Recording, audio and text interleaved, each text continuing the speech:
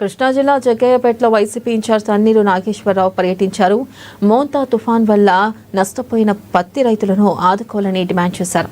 ఇక ginning mill వద్ద రైతులు మిల్లుకు తీసుకొస్తున్న పత్తిని పరిశీలించారు. ప్రభుత్వం పత్తి పంట తేమ శాతం 12% నుంచి 18% పెంచాలన్నారు.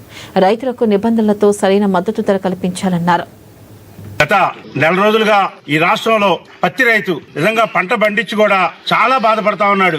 ఈ కూటమి ప్రభుత్వం నిర్లక్ష్యానికి ఇవాళ పత్తి రైతు బలవుతా ఉన్నాడు.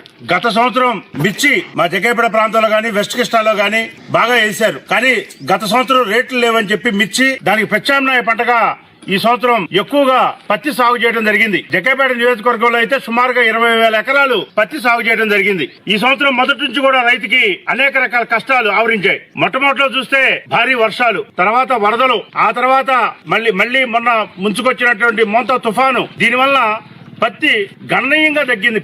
దిగుబడి 12 నుంచి 15 క్వింటాలు ఎకరాకు వస్తుందనుకున్న పత్తి ఈ రోజున 6-7 క్వింటాలు